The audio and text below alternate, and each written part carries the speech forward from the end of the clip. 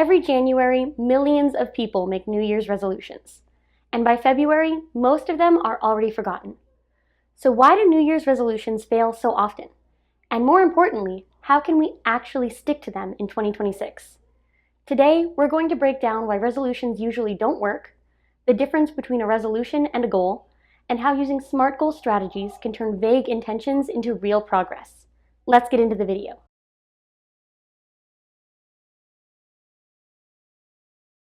First, let's talk about why most New Year's resolutions fall flat. Most resolutions sound something like this. I want to be healthier. This year, I'll stop procrastinating. I'll be more productive this year. I'm going to get in shape in 2026. These resolutions sound great, and they have good intentions behind them, but most of these resolutions are going to be broken in less than a week.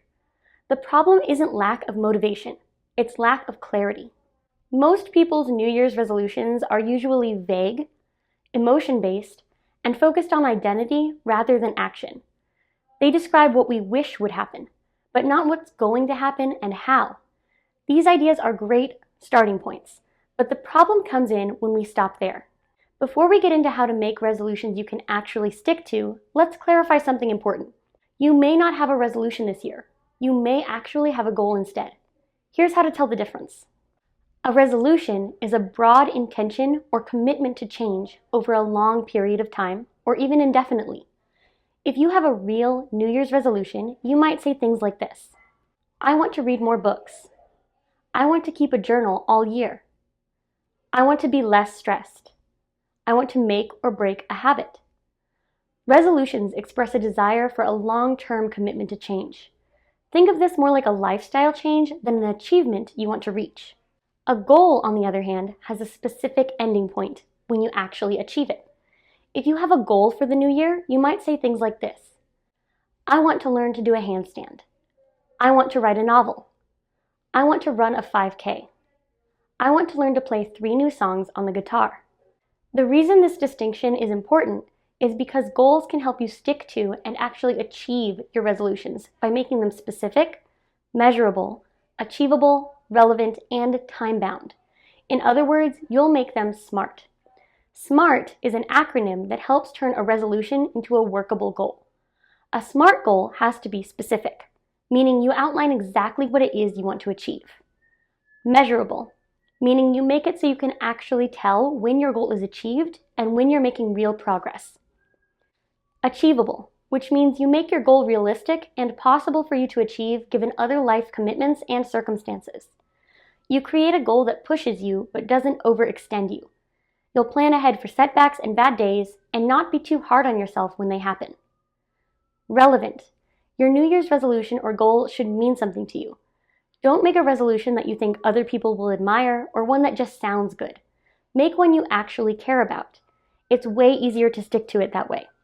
And finally, time-bound. Set a time frame for your resolution or goal. Even for long-term or indefinite resolutions, like exercising every day, set a specific amount of time you will commit to or even an ending point for certain resolutions. Now that you understand the pieces of a SMART goal, let's see how this works in practice. Feel free to grab a notebook and follow along with your own resolution. Resolution example 1.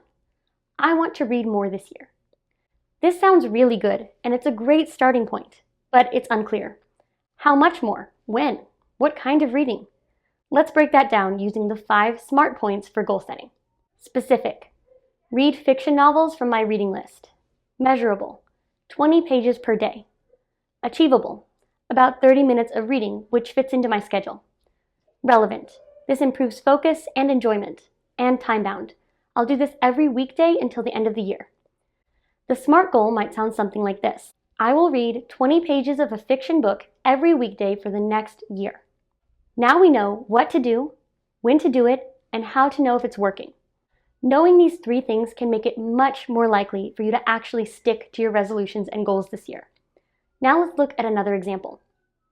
Example number 2, I want to stop procrastinating. That's a common one, but it's still too abstract.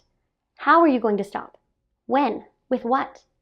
Let's write a SMART goal to fix this resolution. The SMART goal version might sound something like this. Specific. Start assignments early enough that I don't have to rush at the last minute to finish them. Measurable. Begin at least 2 days before the due date. Achievable. Focus on one assignment at a time. Relevant. This will reduce stress and improve quality of work and life. And time-bound, until the end of the semester. Now let's put that all together. For the rest of this semester, I will start each major assignment at least 2 days before it's due. The reason this goal works is it also shifts the focus from stopping a behavior to starting a new one. Framing your resolutions in a positive way gives your brain the direction it needs to go down the right path. Instead of telling yourself what not to do, tell yourself what to do instead. So at this point, hopefully you followed along, but you might be wondering how this actually helps.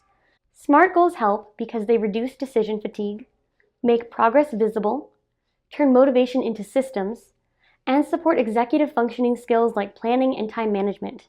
Instead of relying on undirected willpower, you're relying on structure. And before we finish, one last tip.